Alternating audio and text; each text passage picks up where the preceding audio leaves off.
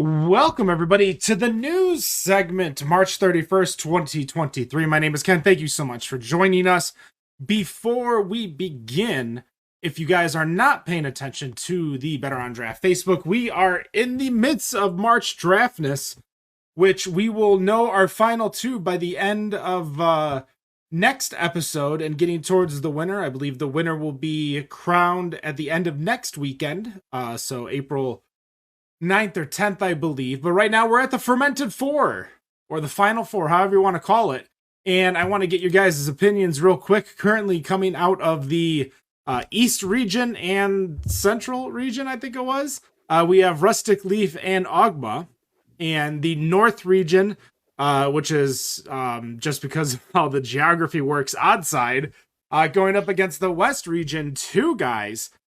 Folks, I want to know, who do you think is going to make the finals, which voting starts for this Final Four on Sunday, April 2nd at 7 p.m.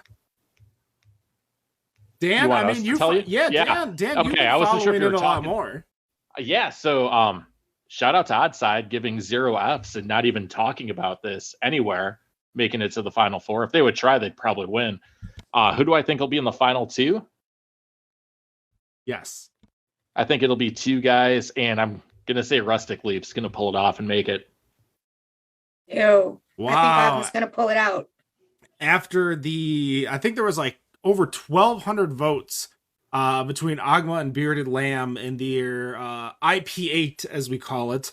Definitely stole all these from Matt Bush when he created the Stout 16, the original name for March Draftness. So I don't count out the Rustic Leaf guys. They're pushing that everyone's getting free beer if they pull this off, and it seems to be getting guys in to vote. So I'm not saying I'm discounting them. I'm saying they have a tall order to fill.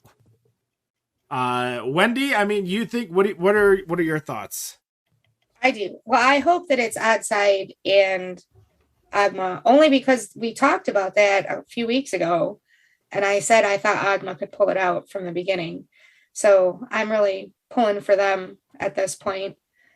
But hey, it's all up to you guys. So I can't wait to see who actually does it. That is correct. If you guys do not understand March Draftness, maybe you're a little bit new to the show. It is a battle between 64 breweries. It is free to join, but we wanted to add a little skin into the game. So the winning brewery gets a keg purchased by us. We show up there and we hand it out 1 pint at a time based on however they want to hand it out. So one time Baffin did Mug Club members only. When brewery, as Matt would say, number 424, they added it to their birthday party. When Copper Hop won, they just picked a date, said, hey, this Sunday, we're going to have, they're going to tap their beer and just hand it out until it's gone. So plenty of ways to do it. It's all up to the brewery itself. My final four guess, which I did hit 2 of 4, which I'm going to be proud of myself for that. I give myself a little pat on the back. But I had Ogma and 2 guys in the final 4 with Barrel and Beam and Loaded Dice. I put a lot of stock into their social media game, maybe a little too much. Yeah. And it did not come through. I'm currently ranked 35th in the bracket challenge, though. And I have 2 out of the 4. I didn't fill the bracket challenge out, but I will tell you that whenever we put the things out for voting, my phone goes crazy and I have to turn notifications off. I am not sorry. No, I'm not sorry about that, but I do have to turn the notifications off. Nick, who do you think is going to be in the finals? Voting again is going to start Sunday. It's going to last for 72 hours once again. You've got the competition between Oddside and 2 guys and Ogma and Rustic Leaf. I'm gonna side slightly with Wendy. I'm gonna go with Oddside and Rustic Leaf. All right, everyone's feeling a little bit different. I think Dan and I are on the same page with 2 guys. Well, no, you said 2 guys. And did we have 4 different options? Because I think Ogma and 2 guys. I think so. Yeah, I said 2 guys and Rustic Leaf. I think we're all going to, only one of us can be right, but at least one of us will be right. Guaranteed. Let's find out what everybody's drinking real quick, going around the horn, starting with Wendy. Wendy, what you got? Well, I am finishing up this new hops on the block from 19 Normal in honor of International Women's Month, since it is the last day. Kathy Porter, I forgot to mention your name last time, my favorite beer fairy. Thank you very much for sharing that with me. And I also brought in a sort of snappy from Pulpit Rock Brewing from my trip to Iowa. It is a Czech dark lager, Nick. I thought of you when I bought it. Thank you. She's not sharing it with you. She just thought about you. Well, I know. I'm just saying. Thank you. I may or may not have one. It just depends on if I drink it before I see you. That's fine. Nick, what are you drinking? I'm finishing up my Hofbrau original. I'm going to have to step away and grab another one. It was just likely going to be a Guinness following this one. Daniel. All right. Still working on this milk stout from the brewery at Torito Farm. And then just for fun, I've got a Broken Boundary carry your own bags porter. For myself, I did get through the Barking Mad from Pavlov, so I got another refill of that, and to sip away from that, I'm still getting at this Guinness Nitro Cold Brew coffee, which is very, very good and delicious. We are going to start with the news segment for this week, and I'm going to start with Nick. Nick, oh man! Usually you're last, but I want you to go first. I want you to have all the time you want in the world to talk about your topic today. What is your topic for the craft? Well, so it looks like Elon Musk is in the news in the beer world today. So back in 2021, back in October, he promised his fans, and I use that. Take that for whatever it's worth, that he was going to launch a Tesla-inspired beer. Well, the time has come, and it has officially launched as of, you guessed it, today. Tesla's backed what they're calling the Tesla Gigabier, which is in paying homage to the Gigafactory in Berlin, Germany. Has officially launched as of today for 79 pounds if you're in the UK, or just shy of $100 American. You can get yourself 3 bottles of this, what they call Gigabier, which is a 5%. It's clocking at around 5%. Not much liquid that you're going to get. You're going to get 3 basically bottles of, 3 12-ounce cans. We'll just call it that much. So for about $100, you're going to get 3 12-ounce bottles.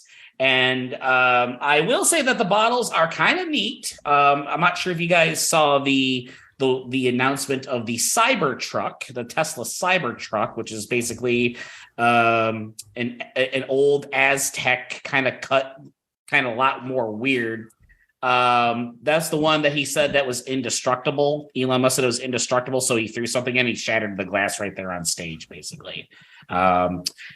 So anyway, you can get your own Tesla Gigabeer for just shy of $100 and have that shipped to your home.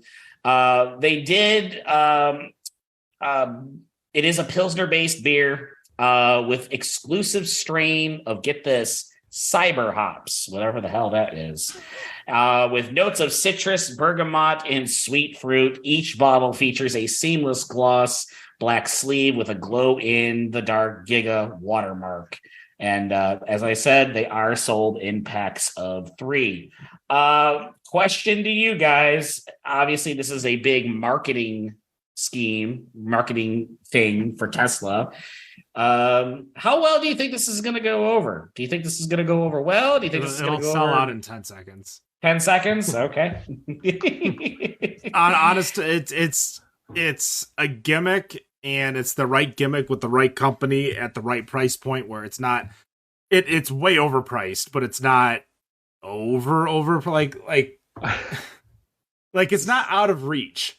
Like, I don't know how many times I've, mind you, there's how many times I've gone to the casino and like burnt $100 at a blackjack table or a pai gow table, in a matter of minutes. So when you're talking $100, obviously the glass is collector wear, and that's what a lot of people are going to buy it for. Although, while Nick, you find it looks neat or cool, it looks like an award you get for being the best realtor of 2022 in Metro Detroit or something like that. Like, it just looks like a weird award. It almost looks like a bottle of cologne. That was good. Yeah, you took it right out of my mouth, Wendy. It does look like something that you would get at like a Perfumania or something. This is not Tesla's first soiree into the alcohol industry. They did have a tequila that they released at $250 a bottle. The bottle was lightning shaped and has now become a collectible anywhere between $150 to $200 on eBay. So if you're buying these up, I'm sure you will find them on eBay at a website near you. So you cannot have them shipped to the US. I just looked. Yes, you can. Yeah, that is correct. You cannot ship them to the US, but that won't stop anyone from Europe buying it and selling it to someone unsuspected in the United States. So apparently we need to talk to our European friends. I would like to get this here because I would like to drive around as a Tesla owner in my Tesla with the autopilot on while one of these in each hand, because I feel like that's allowed and legal. So it's what I want to do. Like, this is right up my alley. And give me that damn lightning bottle of tequila. Does it upset you then that you can't get it here as a Tesla owner? I'm a little disappointed. Yes. Oh man. What's intriguing here is this cyber hops thing. Yeah, what is cyber hops? I don't know. I'm on the brewery and nobody knows what it is. Like, it's got to be some, either if any money he probably took like a hop strain or something like that and just bought the rights to name it and named it. Like, Gigabier, it's a Gigabier limited edition. It looks like it's their exclusive strain of cyber hops. So yeah, they created their own hops to put in this beer. And I mean, nothing's to say that if they have their own hops, like they had their own hops to where they just changed the name of the hops for this specific beer too, to where it's just like its own thing. Kind of like how a brewery here in Michigan might brew a beer for a bar and they change the name, but it's the exact same beer. Like, there's a lot of places that sell like Atwater Dirty Blonde as a house beer somewhere else, and it's just Atwater Dirty Blonde with a different name. What I find a little amusing here is that it's being distributed by a company called Brew Uni, which is based out of the Netherlands. And if you were to go to their website, it just automatically takes you to their contact page. And it's a form that you fill out. There's nothing about the distributor or anything like that, when they started or anything like that. I mean, thank goodness they have a LinkedIn, but their actual webpage just takes me to, fill out this form if you want to talk to us. It doesn't talk about the actual company or when they started or who founded it or whatever. Yeah, so give them your email and phone number, and I'm sure nothing will come to you. All the people that they sell your info to. Maybe I'll use my work email. I'm kidding. Like, what's your work email, Nick? I'm not going to. Does that mean you don't have a spam email that you use? I needed to reach out. We were supposed to talk to Mikkel from McKellar last weekend, but apparently my power did not want to work. Nicholas. Yeah, I told Ken he should be calling you. Nick. Hey, actually, it's funny. You couldn't hook us up. We're like busy, man. We're really, really busy.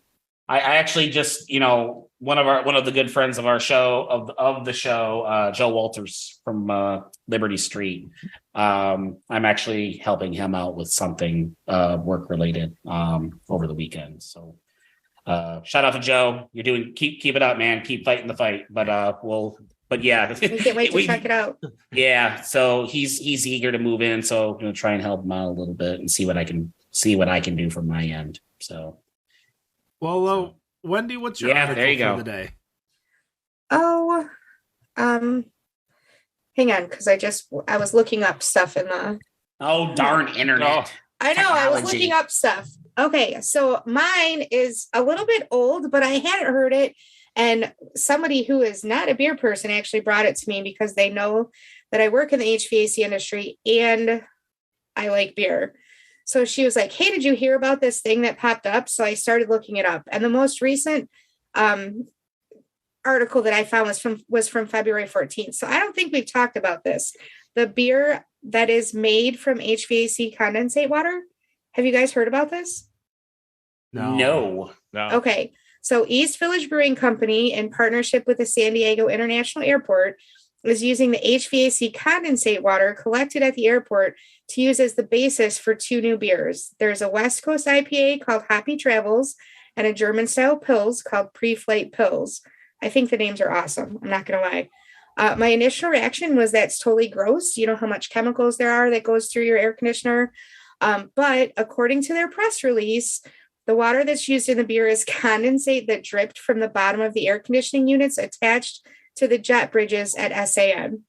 They captured the condensate. The captured condensate was then purified using reverse osmosis and the ozone disinfection and transported to the East Village Brewing Company for its use. The condensate water has a purified water profile with a little mineral content, making the reclaimed water an ideal base for brewers. In addition to making beer, the water is used to clean equipment and vehicles at SAN, as well as in the cooling towers that control the temperature in the terminals. So it then goes on to say that wholesome ingredients, sustainability, and community are the core tenets of our brewery. That was Aaron Justice, the East Village Brewing Company owner and brewer. This collaboration checks all 3 boxes. It's a great to partner with an airport, a pillar within our community, filled with passionate and fun Dan's people. getting real excited over there. Yeah. I'm not sure which part excited him, but the condensate water is superbly pure and ideal for brewing. Plus, it's no secret that California is in the midst of a long-term drought. So water reclamation is a creative way to reduce our water footprint here in San Diego. So I am just dying. I want to taste these beers so bad, but I'm dying to hear your guys' opinion on this. I'm curious as to how much water that they can reclaim. So yeah, out of this. I want to know what the number is, like the volume that I mean, just a quick little Google search here really quickly. San Diego International is the busiest single runway airport in the world. So that's it's a small ass airport. Yeah, but 22 million passengers flew through there. What year was it? Where did the number go? Oh, the joys of live radio. Last year, over 22 million passengers rolled through there. And I'm sure the weather with the air conditioning running, things like that, I would imagine that they can reclaim a good amount. The problem too is, so I go through San Diego quite a bit. There's endless construction there. I don't know how clean that water is, and I don't know how clean they can get it, even through purification. So I don't know. Well, I don't know. I've been on a ship, and every single bit of water that you have on that ship all goes through their purification system. So, I mean, I can imagine they can get it pretty pure, but I don't know. I do want to taste it though. I wonder how much when they actually reclaim it, when it goes through reverse osmosis, how much they lose. Because I'm sure they're not going to, if they, let's just say that they, gathered, I'm just making simple numbers, 100 gallons. When they go through the process, are you really going to get 100 gallons? I don't think so. You're probably going to get less than that. So an article in San Diegoville said in December of 2022 said that the San Diego International Airport collects more than 100,000 gallons of condensate water from air conditioning units attached to jet bridges each year. Over 100,000. 100,000 gallons. I'd say that's a lot. I'd say that's a lot. The gimmicks are, I mean, with Nick's Gigabier and Wendy's HVAC beer. The HVAC beer, yeah. Dan, is there a recruitment beer coming out for recruitment? Yeah, I could definitely toss that idea. I could toss that idea around. I don't know if it'd fly right now, but it's definitely an option. For every automatic denial by an AI resume reading system, it adds an ounce to a collection filter, and after a day's worth of collection, we have 10 million ounces. Like, is that what's up? Oh Lord! So apparently, this new article that I just found to find the gallons, Aaron Justice was actually a former brewmaster at Ballast Point, and in 2019, he had partnered with the San Diego International Airport to test pilot using the condensate. So it's not actually the first time it's been done. Wendy, I'm not with you on this one. This one's just a step too far for me. Count on the damn hippies to come up with an idea of making condensation. Out of here with the hippie comment, man. What are you talking about? Listen, I'm all for reclamation and reuse and getting good use out of it and stuff, but when it comes to AC condensate, you're not about it. I just feel like we're doing too much to it to make sure that it's purified and good to go, that it kind of eliminates the culture flavor profile, not flavor profile, but like the culture you're trying to present, like all the power, the point. Yeah, like the whole point of reusing it. Like if you could figure out a way like that should be used to fill their water reservoir for fires, like, you know, however they get their fire extinguisher piping going through, like I think there are better uses for that water that aren't going to, unless you're going to tell me that condensate water burns like a motherfucker. In which case we probably shouldn't be using it for our beer. Yeah. They do say that water is primarily used to clean planes, equipment, and feed cooling towers. Yeah, that's now they ultra filter it and purified it to make these beers. Whereas they could just continue doing that and use the water to continue cleaning. I think I'm just getting tired of these gimmicks. I think you broke me, Wendy. We've reached peak beer. I think for like the average beer drinker, maybe it's a little too much, but there are communities in the country, one of them is here in Michigan, that are always looking for ways to be progressive. I'm going to point at Ann Arbor for just a second, where they're probably one of the most progressive communities in all of southeastern Michigan. You're talking about Ypsilanti too? No, I was pointing at Ann Arbor. I'm right next door. Oh, Ann Arbor. You're pointing at, okay. He's like my neighbors. If you were to sell this to people in Ann Arbor, sell the gimmick, I think they'd be making a cash cow. I think you got too many engineers and stuff in Ann Arbor to easily sell it. In defense, yeah, you know what? Now that I realize who I'm talking to, hey, electrical engineer. You're still an engineer. You're still an engineer. But I never took fluids courses and all that stuff. Still an engineer. And chemistry was never my strong point. We're about to pass this off to Dan, but I remember you and I going to the Hoover Dam for the first time, and you were a fucking nerd. And I am proud of that. At the water and fluid and I was extremely proud of being a nerd at that moment. And if I were to go there I didn't say it as a derogatory term. I know, but I'm just saying I would nerd out even harder the next time I go there. Now that went a different direction than I was hoping. When I was now in that I'm this farther in my Iowa, career, so when I was in Iowa, I visited the Hoover Presidential Library Museum. They talked quite a bit about the fact that he was the great engineer. You went to the worst president in history's like museum. And I'm going to all of the presidential libraries. It's The only whatever thing that presidential library was there at the time. Listen, before Like, I when she pass was it to there. Dan, the only thing I ever remember is from the great movie featuring Macaulay Culkin, Home Alone 2, where the guy says Herbert Hoover stayed here, and The Macaulay vacuum Culkin's guy? the vacuum guy. Dan, what do you got?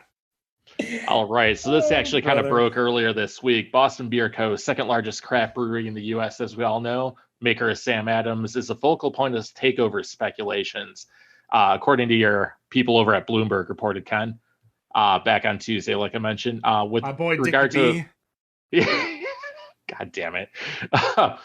In regard to poor performance of Boston Beer in the last 2 years, the media company cited someone from Credit Suisse. I don't know why we're talking about them when they're having issues, but although They're relevant still. yeah, but although although founder Jim Koch seems determined to turn the business around, we think the likelihood of a takeover goes higher if Sam Adams' rejuvenation efforts ultimately fail this year.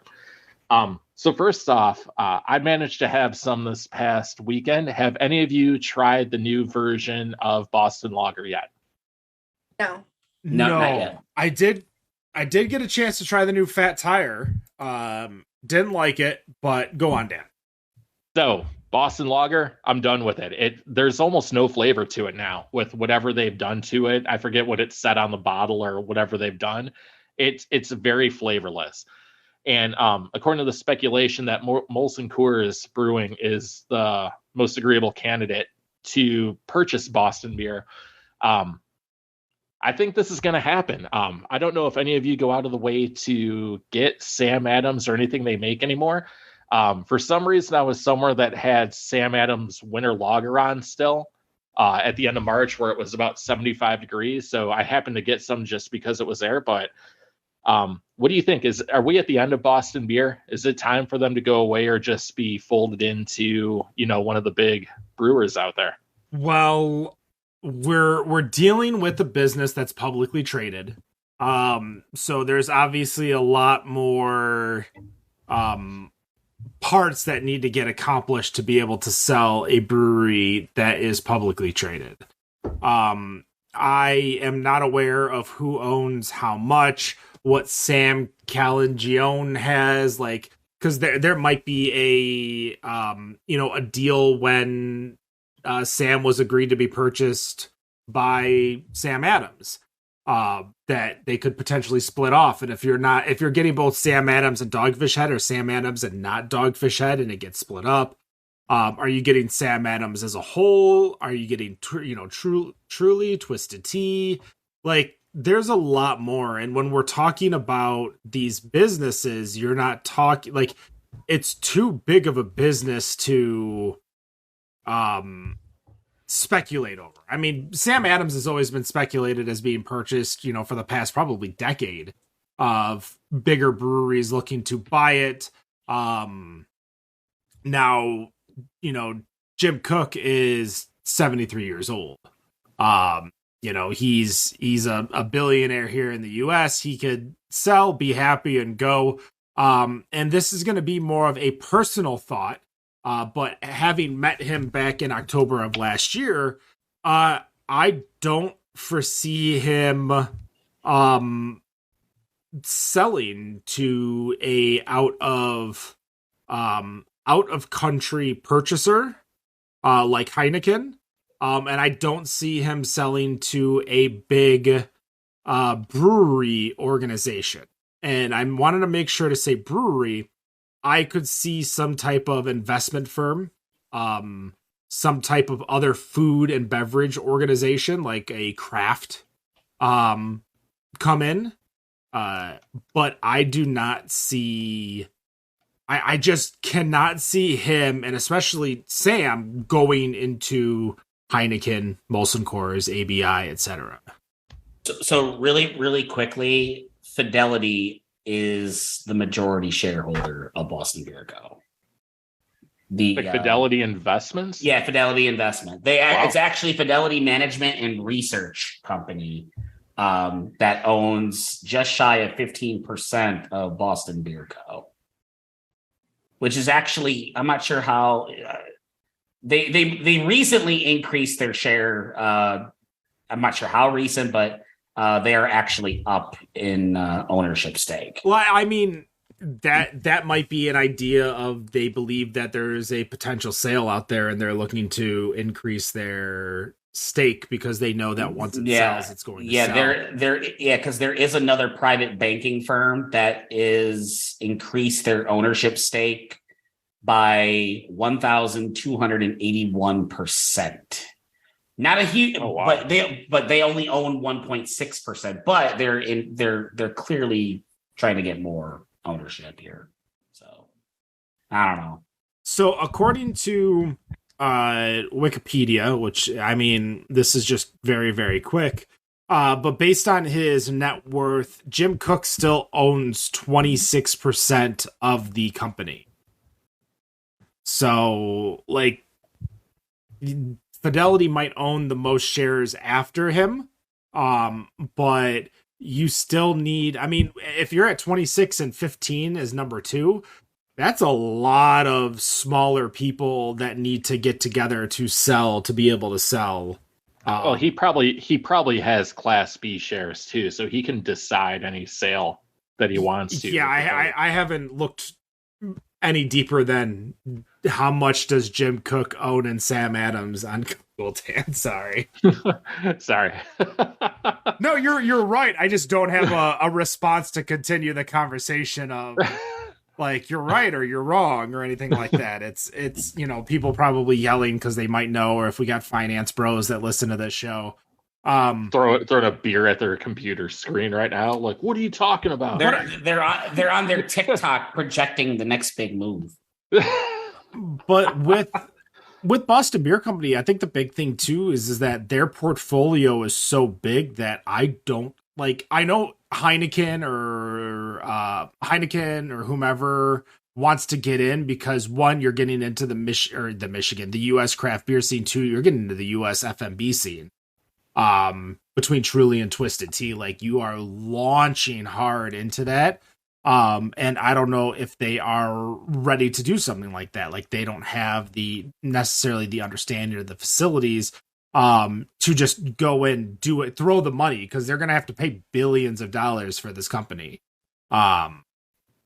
So our webmaster Bill chatted about it in our Slack when we kind of like shared the news article earlier this week.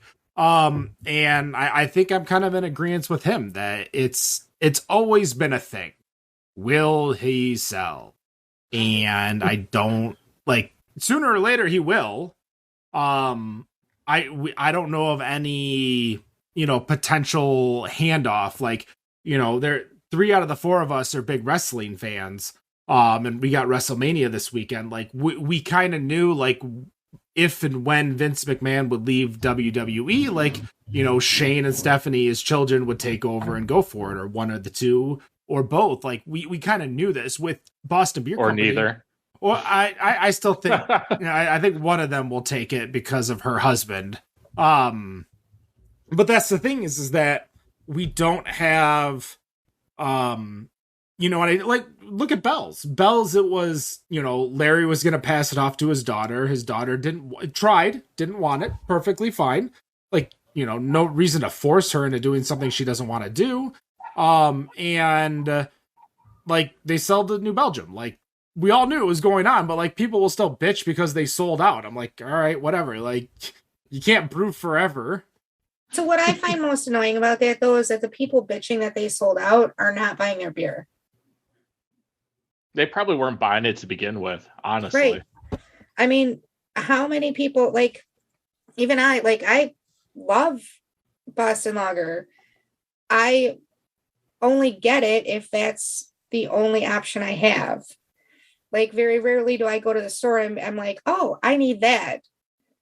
You know what I mean? Like that Boston Lager for a lot of people, and I think the reason they sell so much and their seasonals is because that's usually the craft beer at the bar.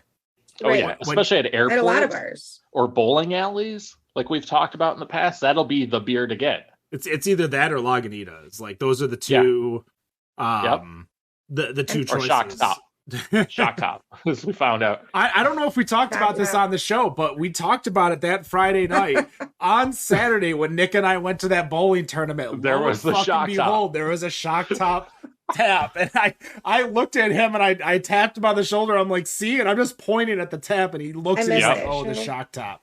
Yep. Bowling alleys and airports. That's where you find it. It's where they do all their business. I'm just happy. The bowling alley I go to, they have Alaskan Amber on draft. They have Dogfish Head 60-minute on draft. Wow. Yeah, they have a few. It's not as big. Like I think Alley 59, or there's a brewery, I think, or not a brewery, a bowling alley up in like Lapeer, I think, that used to have like 40 craft taps. Oh, that's insane. Like it was ridiculous. Of course, it's too far for us to drive. I mean, it wasn't too bad when I lived in Troy. But yeah, so my thoughts on that, and I'll let everyone, kind of circle around if they want to make a final point. I mean, I think this has always been a will they, won't they sell theory, but I don't know if anything will come of it anytime soon. I think Jim Cook's got a few more years in him. And again, whatever that relationship is with Dogfish Head that we might not be privy to, can factor in a lot of what's going on, especially if Sam has a bunch of shares or whatever, Class B shares or ownership or say or board, voting ability. Like there's a lot more, I think, especially with Dogfish Head attached to it. I mean, I agree with that. Do they own Dogfish Head? Yes. Okay. That does make it more complicated. And look at this article. They might not be aware of something like that. So it's going to make it hard in general, especially like you mentioned, being publicly traded. But it'd be interesting to see if they decide to like sell off pieces of it, like say like a Truly, which, had done really good, then dropped off and is starting to come back. It'll be interesting to see if they do anything. I see that happening before the whole thing is sold off. It's just my opinion. I don't want to see it happen just because, it's kind of for nostalgia's sakes. I don't want to see that go down, but I get it if it does. Like, that's kind of the nature of business. You don't want Sam Adams made by Bush? No. No. I want instead of Natty Daddy, I want Sammy Daddy. Oh, I'm in. Maybe we can bring back the what's that brown ale from Dogfish Head I like? Bring that back. India Brown Ale? Hello, Santo Marone. Oh, that's a different one. Yeah. They both have really good beers. And when I went to Sam Adams, the stuff that I tried in their tasting room was amazing. Well, we did the tour and then we got to taste after, and it was fantastic beer. Like it's just really good. It's sad to hear that type of story. Like, I hope that it's true, that it's just something that they talk about every few years. So the last article that I wanted to bring up is something that I think we've talked about on the show, and I feel like we have a good grasp as to what is going on. And I think the big important thing to understand is that the younger crowd is not into alcohol as much as we were. And if you look into year-over-year sales, the article that I have brought out talks about St. Patrick's Day, where the beer category off-premise declined by 3.5%, we'll say, compared to last year. So we're not talking about 2023 versus 2020 or 2019 or pre-COVID levels. We're literally talking just last year when everything was opened and ready and good to go. With that in mind, I think we are starting to see the shift of the younger, obviously the older crowd aging out of partying, the younger crowd not necessarily going into St. Patrick's Day the way we have. going up at 7 a.m. I mean, I was seeing photos of Breakfast of Champions over at Coonan, and the last time that I went to Breakfast of Champions, which was like a decade ago, it was wall-to-wall packed, and I didn't get served at 7 a.m. Dang. And now you can go there and chill and have fun and bring your babies and to the bar at 7 a.m. Oh yeah, I mean, what are you gonna do? Leave them home, Dan? Come on, what kind of person are you? Come on, Daniel. So I think the younger crowd is definitely just not drinking as much as we did, and I think we're gonna start seeing it. But the question is the younger crowd still going to be shopping small, shopping local, shopping craft, shopping independent? Which I think is going to be the saving grace for a lot of these breweries. While it is down 3.5% year over year, I think the big thing to understand is that the younger crowd sure might not be spending on alcohol, but they're still spending locally, which is going to keep it going. And I think this is where organizations like Budweiser and Miller Coors are going to start seeing larger drops in their market share. So while market share as beer as a whole goes down, I think macro is going to go down faster, where craft will level off and stay the same. And when I say beer, again, there's so many different market areas to talk about between FMBs, seltzers. The money is going elsewhere, but I want to like combine all of that as a whole, like craft beer, Truly Seltzer, Twisted Tea, Henry's Hard, like all that stuff kind of in one category versus not your father's macro. Yeah, not your father's. They still make stuff, I think. Do they? I haven't seen I that have in seen forever. it very rarely though. Not your father's Mountain Dew. I was gonna say I think that's the only Isn't thing that the I've last seen one? recently was not your father's Mountain Dew or not your father's Whatever Dew it's or called. whatever. Yeah, obviously. But I mean, what are your guys' thoughts? Because those products are still going, but are we going to see a crunch on macro beer as an industry whole, and not like enough to destroy the industry, but enough to probably lose some jobs? Yes. So, yeah, I Would you don't like- know. It's Would you like to good elaborate question. more on that one? Yeah. Because Go ahead. yes, Dan yeah. was formulating some thoughts there, so I'll wait. All right, So- all right, Dan. So it's kind of curious when you look at the way that's all actually gone. If you go back even when we were younger, there was still a big, national brands type of thing. And then as we've through the 80s, 90s, and even into now, everything has gone more local as far as what everyone buys. I don't know, is there enough room to keep going further and further away? Because you're always going to have the Pat Speckies drinking Budweiser at the bowling alley, for example. Until I those drink Miller people Lite at my bowling alley every Thursday night. well, there you go. A Perfect example. pitcher and a pint.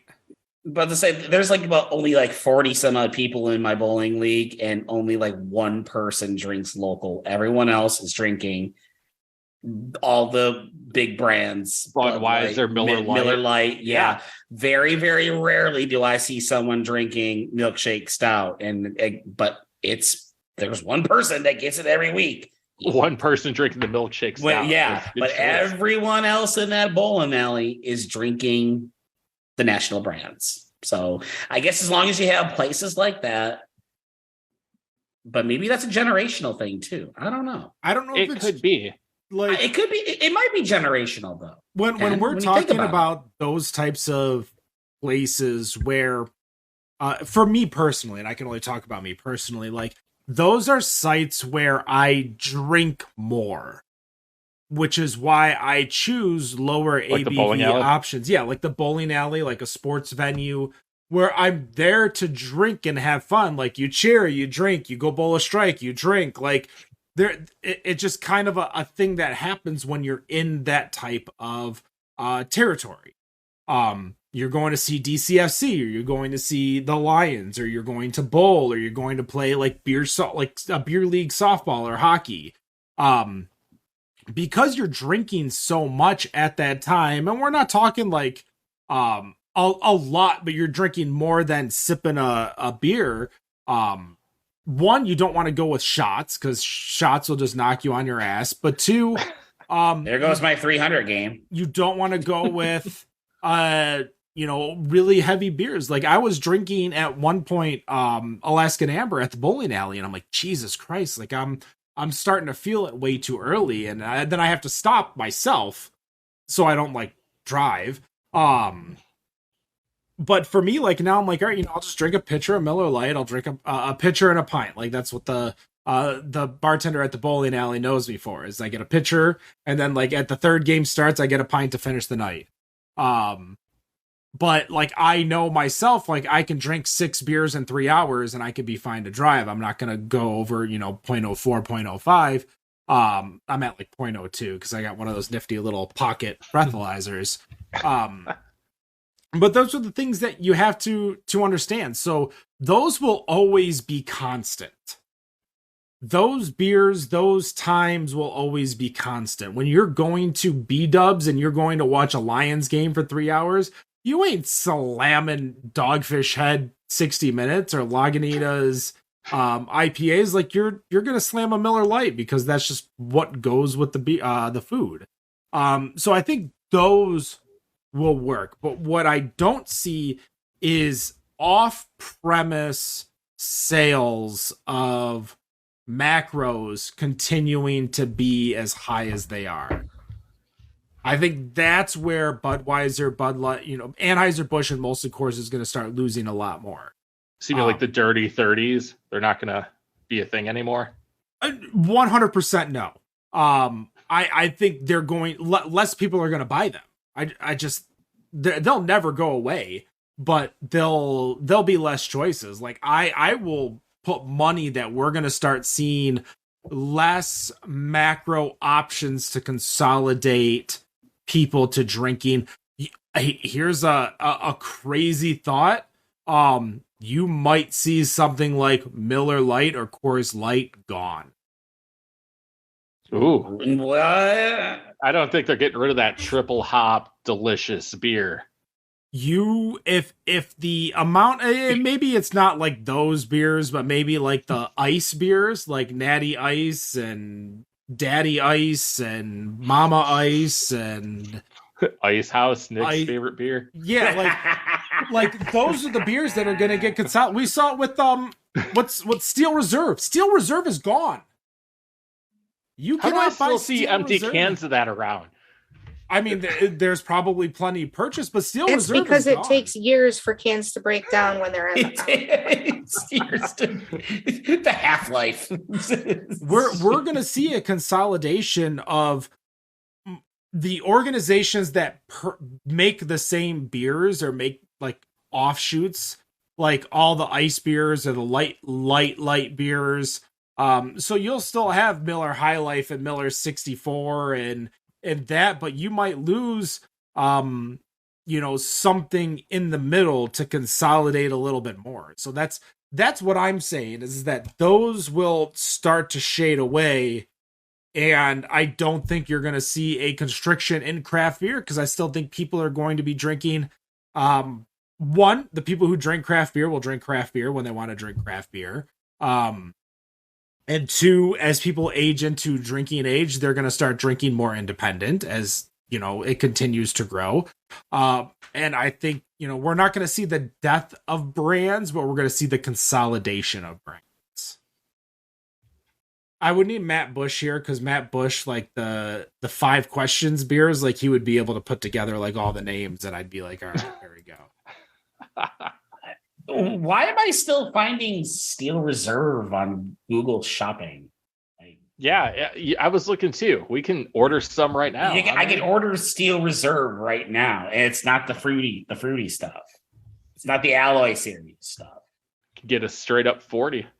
Get it delivered in like 30 minutes. All right. So I agree with what Ken is saying that we are going to start seeing a lot of the macro beers start to consolidate. We're not going to see as many of those options.